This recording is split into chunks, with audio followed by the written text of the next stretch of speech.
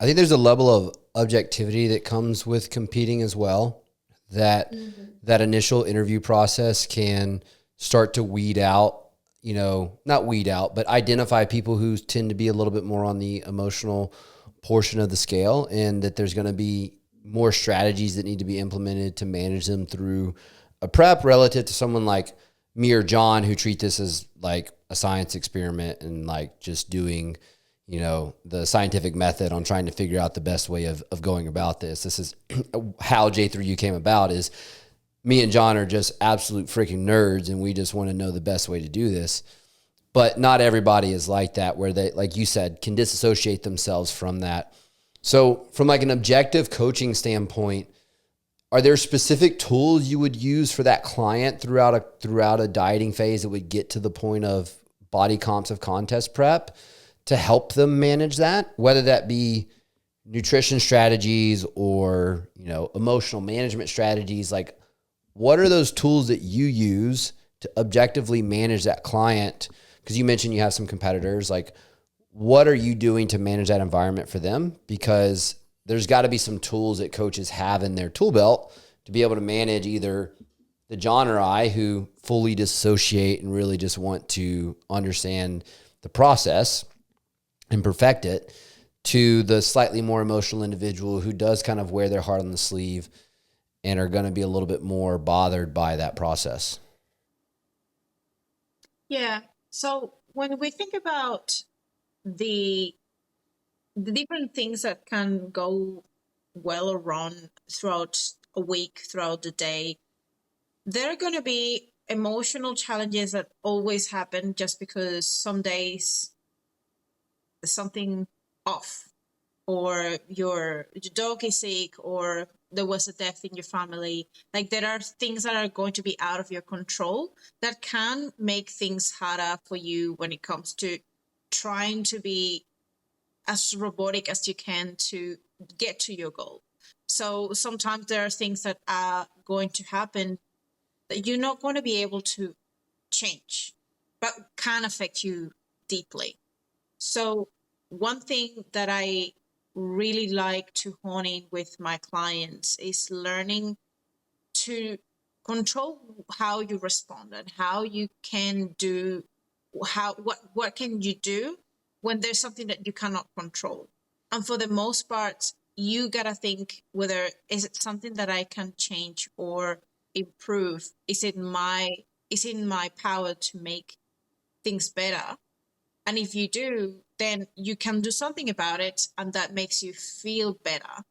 Now, this on the other side, if there's something that is totally out of your control, it's more on up to you how you respond and how you manage. You can just see the glass half full or half empty.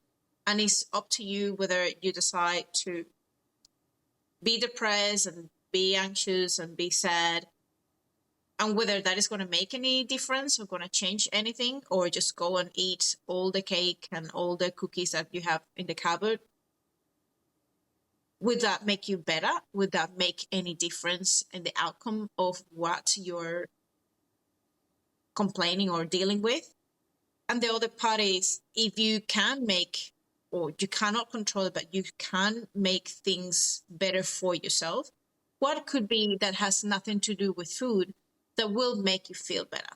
So non-food related strategies that will help you to cope with that discomfort, with that emotional dysregulation. Or how can I just learn how to disassociate food as my only way to cope when it comes to dealing with emotions?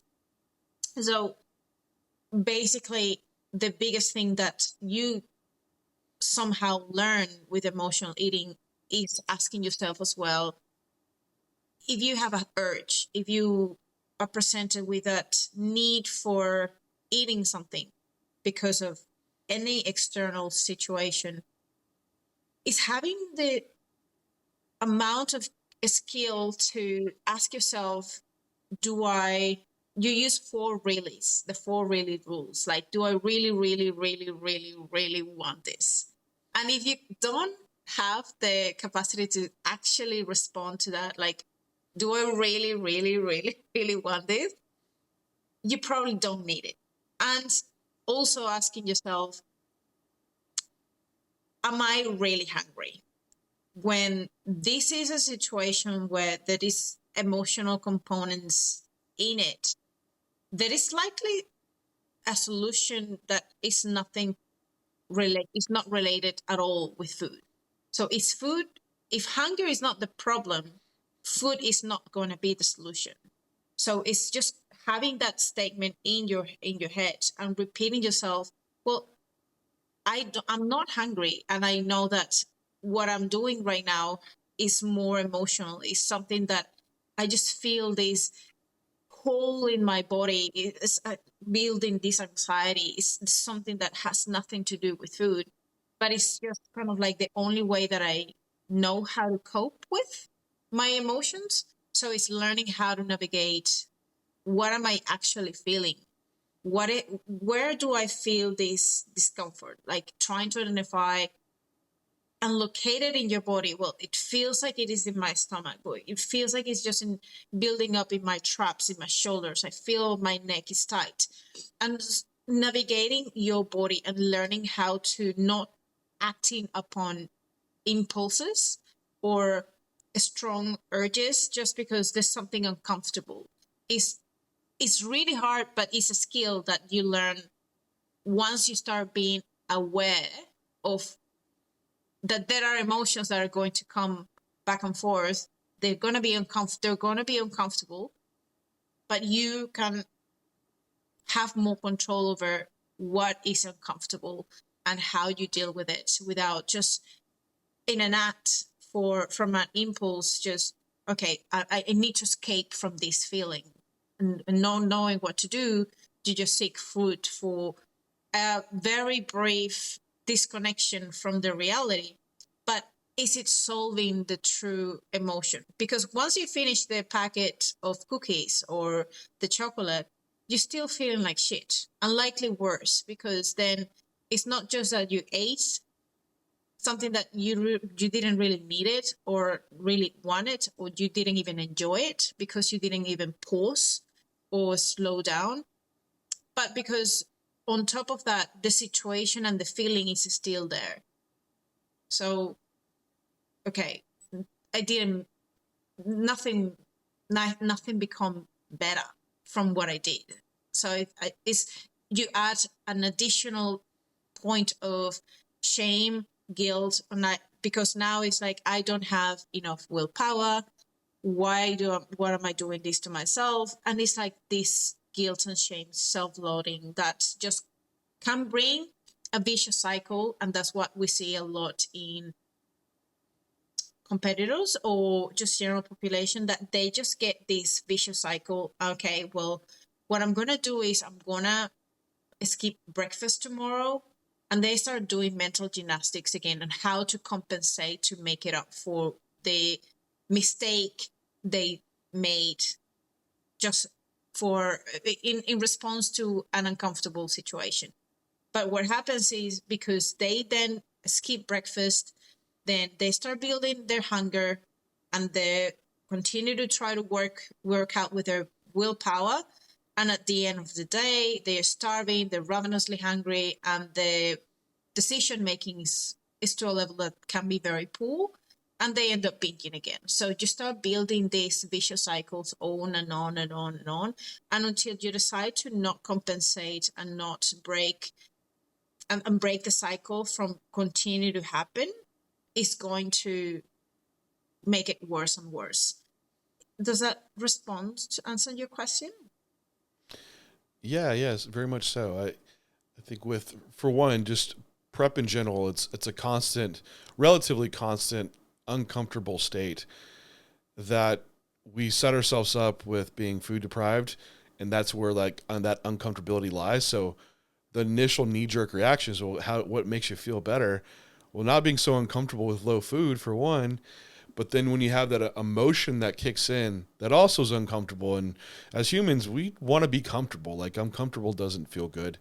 So, well, how do you feel comfortable again? It's like, well, food might be an outlet for someone, but I think everything you're bringing up is trying to build self-awareness. And I think for a bodybuilder or anyone for that matter, it's definitely a higher level of thinking that has to take place, because a lot of us go through our days without thinking about anything we do. You just eat and you're in such a rush, and especially how our culture is built up, that we don't sit in the moment to actually reflect and have introspective thought. And as a bodybuilder, it's important to get better, just what Astrid is saying, right?